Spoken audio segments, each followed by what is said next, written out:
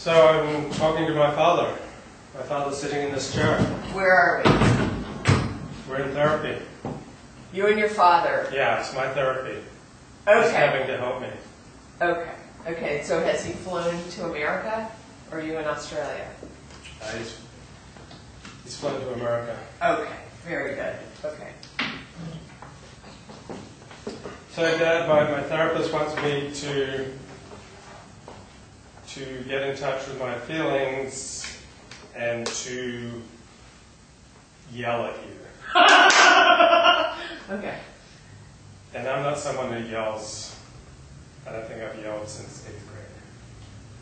So I'm just going to yell at you. And how is your father reacting right now in this moment? And make us the father. Oh, I can't imitate him? But I want you to be him now. Have him react to what you just said. Just the kind of pain, willing to go through with it for my sake. So he'd be silent? Yeah, He's he's just looking silent at you. and cross-leg And what is he thinking? and payment, and so I don't want him to give this a chance. It will help my youngest son. Okay. Okay, and then you react to that?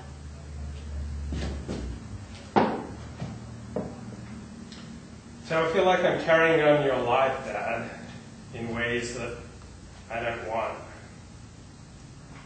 I feel like you were emotionally crippled by your upbringing, that your dad avoided his emotions and your mother just wasn't around, and so you've always been uncomfortable with emotion and have always tried to avoid emotion except when you're preaching. And so, because you can't deal with emotion, I've had trouble dealing with emotion. And that leaves me feeling worthless much of the time. There's like this deep core of worthlessness inside of me. What would be the hardest thing that you would have to say to your father? I think you're a fraud. Not a fraud in the sense of being wicked. You don't take advantage of your religious position or act unethically. You're a fraud in that you present yourself to the public as Dr. Desmond Ford, scholar, when you have no ability with languages, you can't read the Bible in its original languages, yet you go around preaching about what the Bible is really saying in this and that text. And you go around preaching, and your preaching is filled with other people's sentences and ideas and stories which you rarely attribute. So you and I are great at taking other people's ideas and presenting them in a very popular way, but it's fraudulent. You say things like they're your ideas, but you just read them in a book and you don't attribute them to the source. You say what Daniel 8:14 means, but you can't read Hebrew nor Aramaic, which are the languages of the book of Daniel. You wrote a commentary on the book of Daniel and you can't even read Hebrew and Aramaic.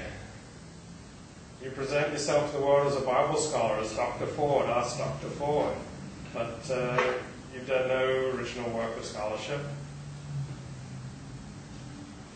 You're great at memorizing and saying back other people's ideas, usually without attribution. I think that's fraudulent.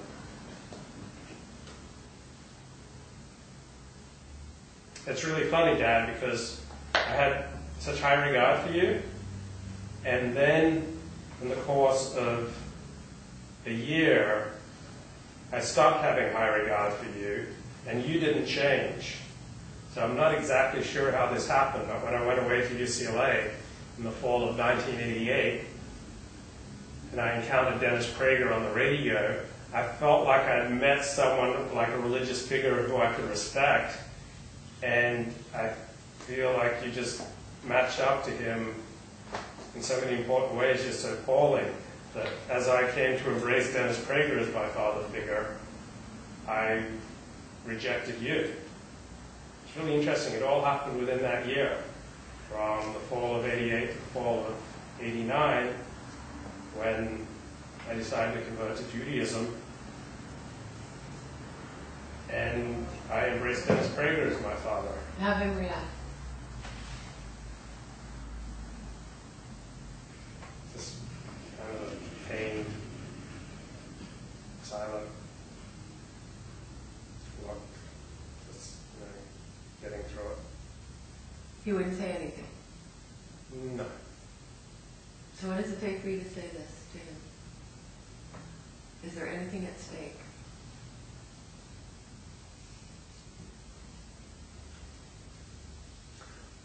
Well, what's at stake? That until I can get in touch with my emotions to behind what I'm talking about, I'm probably doomed to be crippled as I go through life. But what's at stake for you saying this to him? Or is there something else to say to him that would raise the stakes for you? I can't think of anything that would raise the stakes higher. What would be something that would be difficult for him to say to you, for you to hear? That is a good question. What would be difficult for him to say to me? No, what would be difficult for you to hear, for him to say? I love you so much. It's like the most difficult thing in the world. Why? Because it makes me so uncomfortable. Why? It's like anytime my father would talk about love, it would be very, that's all it would be. It would be a sentence. It would be this disembodied sentence. You know I love you. And so what does that creep you You're out? loved. Because I never learned to be comfortable with emotion. But why does that creep you out? Because my father and I have had a non-emotional relationship So, all my life. if he expresses love to you, what does that mean? Well, I've never, if he said anything beyond the sentence, it would be a journey into an unknown world. So what would happen? Well, it would be kind of frightening. Like, what would happen is you let go of the ice blocks that have always... So what would happen? What would happen? Well, it would be totally unknowable, and then like maybe his vulnerability and anger and pain and... What is he angry about? How I shamed him. Is that anger or is that hurt? Anger and that. He's suddenly been in touch with his anger. So what do you do with his anger? Well, it kind of frightens me. What does it make you do or say or feel? Well, it makes me want to go into defensive crouch in my thinking and emotions, if not my body. And so what would the crouch be? Responses. What would the crouch be? It'd be where I wouldn't be open to what he's saying, so I'm just thinking of my own defensive responses and to then protect myself. And then articulate that through Alexander technique. Well, it'd be like this, as opposed to being free, like coming into the fight or flight, just, hunkering down. Right, so it almost seems like a cowardly man and a powerful man. Yeah, it'd be like, just like this. This is where I'd be at psychically, if not physically. But this is what's going on in my psyche, probably, if my father's talking about his hurt and pain and his emotions. What happens if a girl says, I love you? Oh, that's wonderful. That's the greatest thing in the world. And so how is it different? And a girl that you like. Yeah. It's the greatest thing in the world. It's the journey into a totally different dimension and a new world. But on the other hand, you never know what it means. With some of the girls I've been with, it means nothing. It just means it's just a spasm, an emotional spasm in the moment, but it doesn't mean that they're not going to fuck someone else tomorrow. So what makes it means nothing but an emotional spasm. What makes you the most vulnerable? What kind of situation or person? My girlfriend having sex with someone else. Well, that's a betrayal. Well, it makes me really vulnerable. It really upsets me. I can't think of anything more upsetting than for the girl I love to have sex with someone else. And has that happened? Yeah, many times. Because everyone knows that that's what hurts me the most. So whenever they want to hurt me the most, that's what they do. So you think they're doing it on purpose and not that that's what they always do with everyone?